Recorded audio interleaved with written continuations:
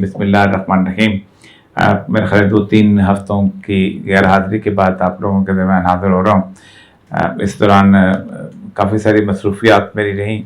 एक तो शरीयत कोर्ट की पेशी थी ट्रांसजेंडर एक्ट के तहत, तो उसमें ख़ासी पेशरफ्त हुई है और ख़ासा मामला जो है वो बेहतर हो गया हुआ है। दूसरा, उसके साथ साथ मैंने अपना एक प्रोग्राम जो था यूट्यूब चैनल पे शुरू किया था, उसकी कुछ मसरूफियात काफ़ी सारी हो गई थी जिसकी वजह से नहीं आ सका, और एक दो जगह पे बाहर भी शहर से जाना पड़ गया। एक जगह पे किसी कॉलेज में लेक्चर था, दूसरी जगह, इसलिए बहुत सारी चीज़ें बदल चुकी हैं और बहुत सारे हालात बदल चुके हुए हैं। तो आज मैं ओवरऑल इस वक्त जो कुछ हो रहा है उसके हवाले से गुफ्तगू करूँगा। पाकिस्तान का मामला जो है दिन ब दिन उलझता चला जा रहा है, आलमी सतह पर भी, और पाकिस्तान का मामला जो है अंदरूनी सतह पर भी उलझता चला जा रहा है। 2-3 दिन पहले जो प्यूटन के बयानात आए हैं, उन बयानात से अंदाज़ा होता है कि हम पता नहीं कहाँ जा रहे हैं और किस तरफ पहुँचने वाले हैं। और उसने जो ताज़ा तरीन सूरत हाल की है कि वो जो मशरकी इलाका था जहाँ के उसके रूस के ख़ास तौर पे रूसी ज़ुबान बोलने वाले लोग थे, जहाँ पर एक इंडिपेंडेंट मूवमेंट शुरू हुई थी, उस इंडिपेंडेंट मूवमेंट के लोगों को अपने साथ मिला के वहाँ रेफरेंडम करा के उसको अपना हिस्सा बनाने की कोशिश की है। दूसरी तरफ जो पाकिस्तान के बारे में एक तासुर मिल रहा था कि हम ज़्यादा से ज़्यादा नज़दीक किस्म की जगहों पे पंगे पुंगे लेते रहते हैं। हम अफ़गानिस्तान में अमेरिका का साथ दे के, हम अफ़गानिस्तान के साथ पहले भी अमेरिका का साथ देते हैं तो रूस के साथ लड़ते हैं, फिर दोबारा अमेरिका का साथ देते हैं तो तालिबान के साथ लड़ते हैं, या ज़्यादा से ज़्यादा हम मिडल ईस्ट के अंदर कुछ जगहों पे अपने अफवाज भेज के हम मुख्तलिफ़ किस्म के मामलात करते रहें। वो भी हम उर्दन से ले के आगे तक आते रहे थे।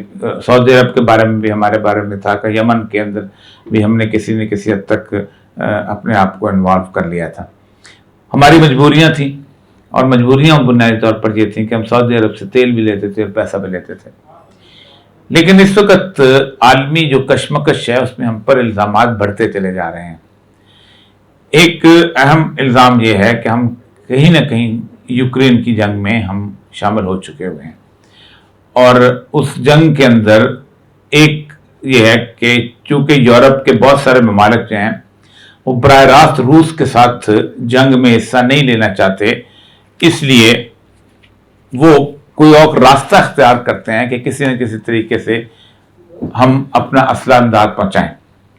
आज से तकरीबन 3-4 हफ्ते पहले की यूरोप की अखबारों में और मीडिया में खबर छपी थी कि इंग्लैंड जो असला भेजता है यूक्रेन में, पाकिस्तान पहुंचता है, और पाकिस्तान से C-130 के अंदर वो साइप्रस जो है वहाँ पहुंचाया जाता है, और साइप्रस के जो है कब्रस से किश्तियों पर उसको लेके उनको यूक्रेन में पहुंचाया जाता है। जो नई वज़ीर आज़म आई है इंग्लैंड की, उस वज़ीर आज़म ने भी ये बात कही है कि हमें अब तो लड़ना है, बेशक हमारी मईशत तबाह हो जाए, लेकिन उसके मुकाबले में जो 29 ममालिक यूरोप के हैं वो खासे डामाडोल हैं, और उन्होंने खासा जो है मुश्किल पैदा कर दी हुई है अमेरिका के लिए भी और बाकी मुल्कों के लिए भी। खुद वो समझते हैं कि जब से रूस ने पाइपलाइन बंद की हैं सफाई के चक्कर में, तो हमारा जो रिजर्वायर है वो बहुत हद तक कम हो जाएगा, 2-1 महीने का है गैस का। तो आइंदा से आने वाली जो सर्दियाँ आ रही हैं उन सर्दियों में हमारे लिए बहुत मुश्किल हो जाएगा। इस वक्त दुनिया में जितनी भी LNG अवेलेबल थी वो यूरोप खरीद चुका है, और यूरोप की जो FP जो फॉरेन पॉलिसी मैगजीन है बहुत बड़ा, जो जर्मनी से निकलता है, उसकी हेडलाइन ये थी कि इतनी LNG खरीद चुके हैं कि पाकिस्तान के पास, और पाकिस्तान का लफ्ज़ उस हेडलाइन में मौजूद था, कि अगली सर्दियों में एक कतरा भी LNG मौजूद नहीं होगी। उन्होंने बहुत सारे ऐसे जहाज थे कि जो पाकिस्तान बाउंड थे, समुद्र के ऊपर खड़े थे, उनको कहा कि पाकिस्तान से अगर तुम मायदा तोड़ो तो तुम्हें कितने पैसे मिलेंगे, तो उन्होंने कहा हमें इतना जुर्माना देना पड़ेगा, तो जुर्माना भी हम देते हैं। तो उन्होंने कहा फिर तुम तो वहाँ नज़दीक खड़े हो, तो वापसी का जो तुम्हारा तेल लगेगा, जो उस पर खर्चा होगा वो भी देते हैं, तुम जहाज पाकिस्तान के समुद्र से वापस मोड़ लो। और उन्होंने मोड़ लिए। तो एक तो क्राइसिस हमारे लिए ये खड़ा है इस सारे मामले के अंदर। दूसरा क्राइसिस हमारे साथ जो सबसे अहम तरीन चीज़ है वो ये खड़ा है कि हमारे पास गंदम नहीं है। गंदम हम तकरीबन 40% जो थी वो यूक्रेन से मंगाया करते थे, और यूक्रेन की तरफ हम आंख करेंगे तो हमारे साथ मसाइल और तरह के बनेंगे, और हम खुद भी नहीं उन मसाइल के अंदर उलझना चाहते। तो एक तो यूक्रेन की सारी मामले के अंदर गंदम हम हमारे लिए थोड़े अरसे के बाद, ज़ाहिर बात है कि आप लोग जहाँ के पाकिस्तान के रहने वाले हैं, आपको पता है कि गंदम की फसल जो है वो कहीं अप्रैल में आएगी, और हमने अपनी पुरानी जो फसलें हैं वो इसी हद तक मार्केट से आउट करती हैं। अभी ही हम क्राइसिस के दौर के अंदर आ रहे हैं। तीसरा मामला ये है कि पाकिस्तान की जो मेजर इमदाद थी, जो मेजर हमारा सहारा था चीन का, वो भी अब बदलता हुआ नजर आ रहा है। और उसके साथ ये हुआ है कि आज से तकरीबन 3 हफ्ते पहले चीन ने वो पैसा जो ML1 पे खर्च करना था, जो कि बीजिंग से लेके ट्रेन जानी थी लंबी चौड़ी, वो उन्होंने डाइवर्ट कर दिया है। और वाखोन कॉरिडोर जो है, जो कि उनका चीन का सूबा जो है, वो आगे जाके अफगानिस्तान में उनकी ट्रेन वहाँ से रवाना हो गई है, और पहली ट्रेन गुड्स जो है वो लेके 2 हफ्ते हुए वो पहुँची है, और बाकायदा तालिबान ने उस ट्रेन को बाकायदा खुशामदीद किया है।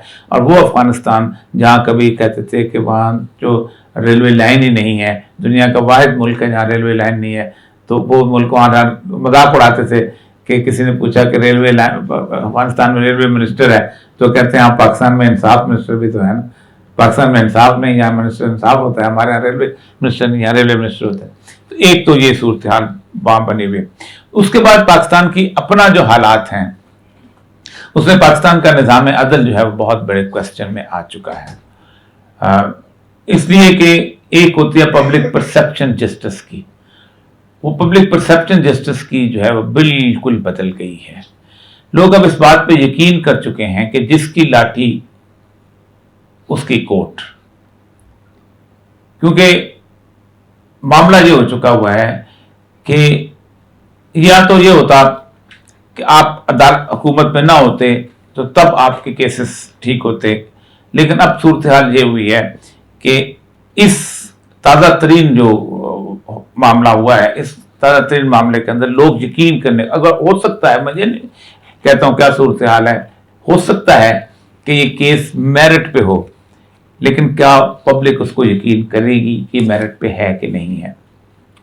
जिस मुल्क के अंदर मोटरसाइकिल सवार से पूछा जाए कि तुम बताओ कि ये मोटरसाइकिल चोरी का तो नहीं है और तुम इसके कागजात दो, जिस मुल्क में मोबाइल आप जाके इसकी रसीद मांगे आपसे कि मोबाइल तुमने कहाँ से खरीदा है, और जिस मुल्क में इनकम टैक्स के लोग जो हैं वो गाड़ी आप खरीदें तो उसके बारे में आपसे ट्रेल मांगें, उस मुल्क में अगर अदालतें ये क्वेश्चन करने लगें कि एक आदमी अगर 40 साल से एक जगह पर रह रहा है तो उस साबित करो कि क्या उसका है या नहीं है, जिसकी वो अपना म्यूनिसिपल चार्जेस भी दे रहा है, जिसके वो बिजली भी दे रहा है, सब कुछ दे रहा है।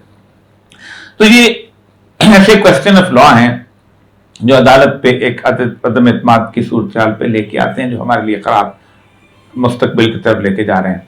अगले कुछ दिन पाकिस्तान के लिए बहुत अहम है, इंटरनेशनल लेवल पे भी और इस ताज़ा तरीन नल में।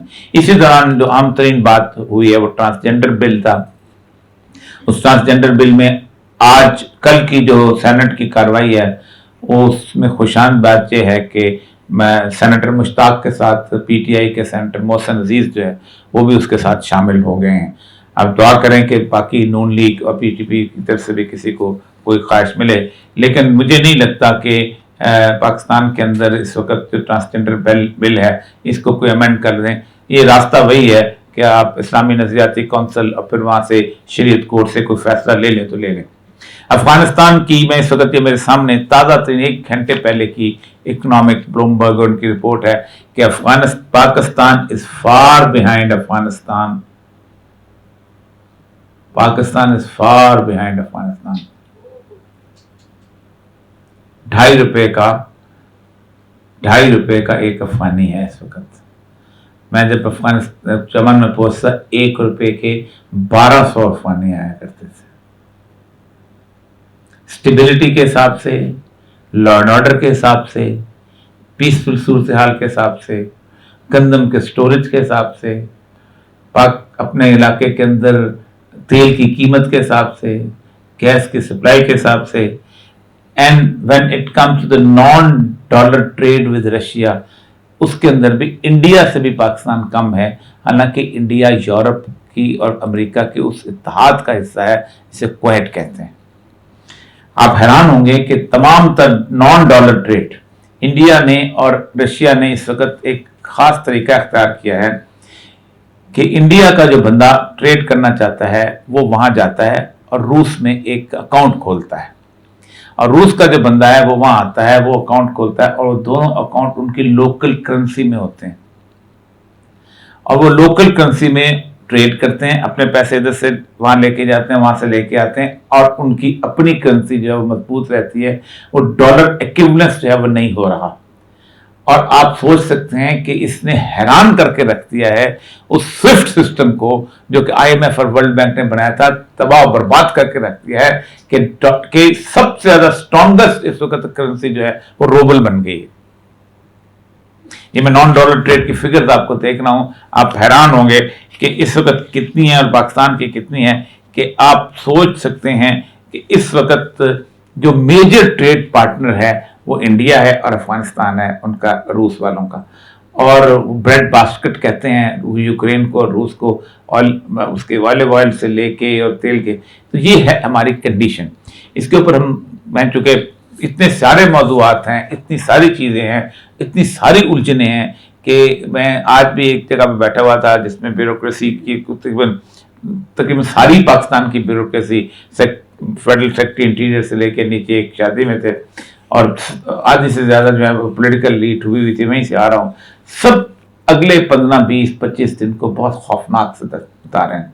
بھائی صاحب چلے گئے ہیں امریکہ، یا شاید جانے والے ہیں، میرا خیال ہے، مجھے نہیں پتا لیکن جانے والے ہیں.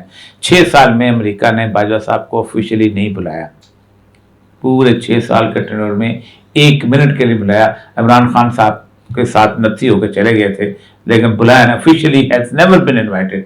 اب کیوں بلایا ہے؟ پوری دنیا کو پتا ہے کہ اس وقت امریکہ اور روس دونوں اپنے لیے دھڑے تلاش کر رہے ہیں. افریقہ ہو کے آیا ہے جو بائیڈن، افریقہ کے تمام ممالک نے بائیڈن کو انکار کر دیا ہے. اس نے کہا تم گیس خریدو، مت خریدو اس سے، روس سے. ساؤتھ افریقہ نے انکار کر دیا، مصر نے انکار کر دیا، نائجیریا جیسے ملک نے انکار کر دیا. اس نے کہا تم پہلے یورپ کو منع کرو، یورپ کیوں خرید رہے ہیں، ہم کو خریدیں.